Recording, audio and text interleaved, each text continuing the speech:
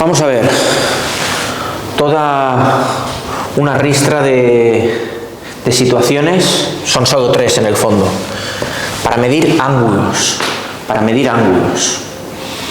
Entonces, tenemos tres posibilidades: ángulo entre dos rectas, entre dos planos, entre recta y plano. Y vamos a ir explicando cada uno de ellos. Una puntualización entre las rectas. Sacaremos el ángulo de dos rectas y el dibujo está, y dices, bueno, claro, dos rectas que se cortan forman un ángulo. Ya, pero ¿y dos rectas que se cruzan? Se considera que también tienen un ángulo, y es como si trasladásemos una de ellas paralelamente hasta que entrase en contacto con la otra. Entonces, estas dos rectas, aunque no se están tocando, también forman un ángulo, que es el ángulo entre sus vectores directores. Ángulo entre dos rectas viene a partir de sus vectores directores. Se estén cortando esas rectas o no. Si se corta se dice que son secantes, pero si se cruzan también se forma un ángulo. Uno apunta en esta dirección y el otro apunta en esta. Entonces, como trabajamos con vectores libres, pues es como si estuviese una puesta a continuación de la otra. Trasladamos paralelamente una de las dos rectas hasta que las dos estuviesen en contacto, y entonces medimos el ángulo que se ha formado entre ellas. ¿De acuerdo? O sea que si a mí me piden, haya el ángulo que forman estas dos rectas, no puedo concluir, estas dos rectas seguro que se cortan entonces. No. De dos rectas que se cruzan se puede sacar el ángulo sin ningún problema, porque se sacan entre sus vectores, y sus vectores pueden estar situados en distintos puntos del espacio. Yo, para más claridad, los he puesto cortándose, pero vamos, quiero decir que la situación es más amplia que la que está descrita en el dibujo. Bueno, pues imaginemos que aquí tenemos los dos vectores U, V, vectores directores. ¿Cómo se saca el ángulo que forman? Pues con el producto escalar.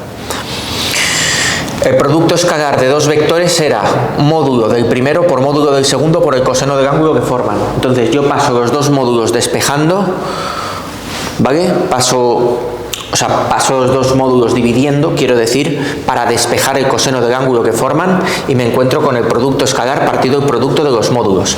Este producto escalar, ¿cómo se hará? Pues coordenada x por coordenada x más coordenada y por coordenada y más coordenada z por coordenada z.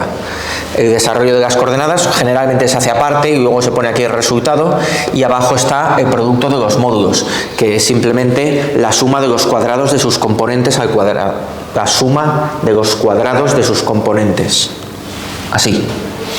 Entonces, una puntualización que es importante.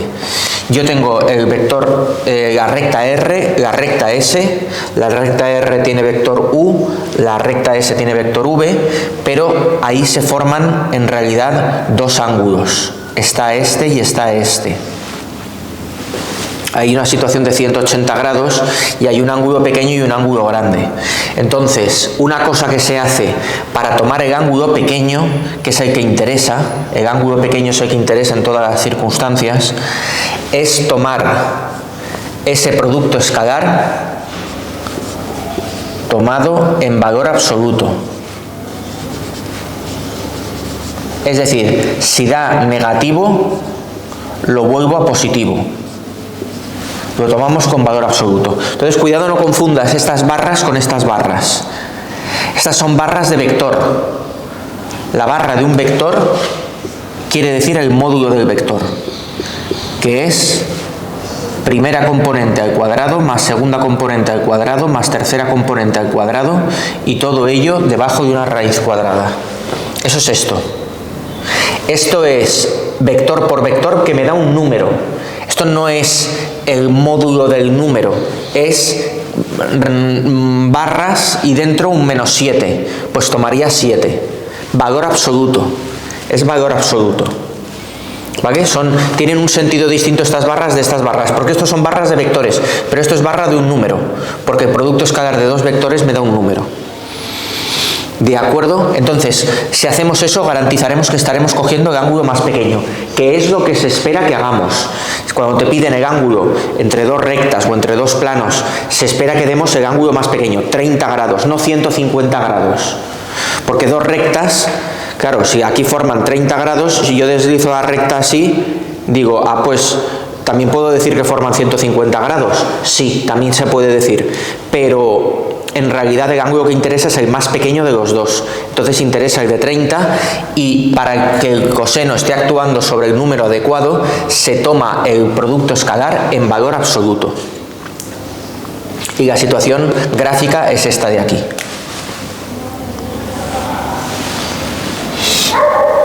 ¿Qué pasa si tenemos dos planos? Pues que si tenemos dos planos acudimos a sus vectores normales. Si tenemos dos planos que forman un determinado ángulo, estos sí que tienen que ser secantes, ¿vale? Dos planos en el espacio o forman ángulo cero porque son coincidentes o paralelos, o forman un ángulo alfa porque son secantes, se están cortando, se cortan a lo largo de una recta. Entonces, yo del primer plano puedo sacar su vector normal, del segundo plano saco su vector normal. ¿Vale? Tengo dos vectores normales. Esos dos vectores normales, por ser perpendiculares a estos, formarán el mismo ángulo que forman los dos planos. Entonces, entre dos planos sacamos el ángulo a partir de sus vectores normales. Y hacemos exactamente lo mismo que hemos hecho con los vectores directores de las rectas. Aunque estos no sean vectores directores de los planos, operamos con ellos igual que antes. Porque el ángulo que forman esos dos vectores normales es el mismo ángulo que forman los dos planos. Entonces, tomamos el producto escalar de nuevo en valor absoluto. Por el mismo motivo de antes. Para que me dé este ángulo y no el contrario. Tomado en valor absoluto.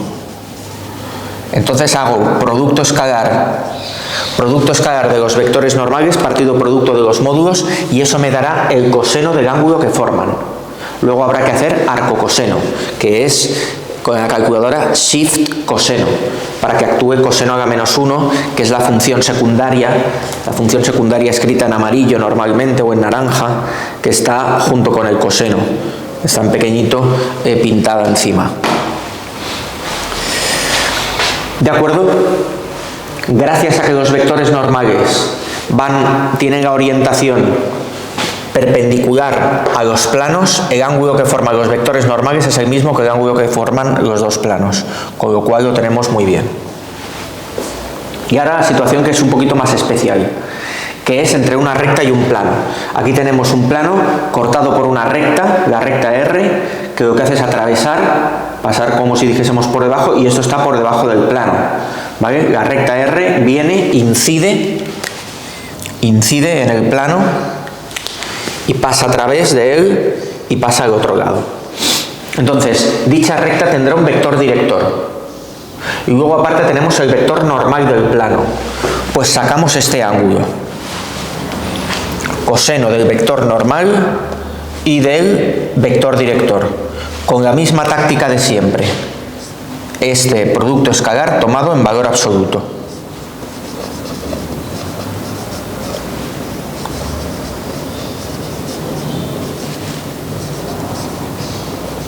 Para que nos dé el ángulo que nos interesa. ¿Qué pasa? Que entonces hemos sacado un ángulo que no es el ángulo de la recta con el plano, es el ángulo de la recta con el vector normal. Entonces tenemos que hacer 90 menos ese ángulo. Esto lo que me da es, en el dibujo, alfa. Esto en el dibujo me da alfa, este ángulo de aquí. Pero yo quiero el ángulo entre la recta y el plano, yo busco este, el de la recta y el plano. Entonces ese ángulo va a ser el complementario del que vamos a sacar. Sacamos este ángulo que me da 70 grados, pues el que me interesaba será de 20. Por eso he escrito lo de 90 menos alfa. Este es en realidad el ángulo que me interesa. Ese es el ángulo que me interesa. Pero el que puedo sacar directamente es el del normal con el vector director de la recta. Entonces saco ese ángulo, tomado en valor absoluto el producto escalar, partido producto de los módulos del vector normal por el vector director de la recta, y cuando lo tenga sacado ya totalmente, hago 90 menos S. Es muy importante lo de sacar esto en valor absoluto, porque si no me puede dar 150 y si hago 90 menos 150 ya me da un ángulo rarísimo y no tiene ningún sentido, ¿vale? Lo de tomar el producto escalar, tomarlo en valor absoluto, que lo he especificado en los tres, es para que me dé el ángulo más pequeño que forman esos dos vectores. A mí me dan dos vectores así, ¿qué ángulo forman? Bueno, pues yo pienso en este ángulo, no pienso en la prolongación de este y pienso en este ángulo de aquí. No, pienso en el más pequeño. Entonces es muy importante hacerlo así, tomado en valor absoluto el producto escalar, lo de los numeradores. Y una vez lo tenga, tendré el ángulo entre el vector normal y el vector v. Entonces haré 90 menos S. 90 menos ese ángulo. Entonces son estas tres situaciones las que tenemos y que vamos a practicar, ¿no?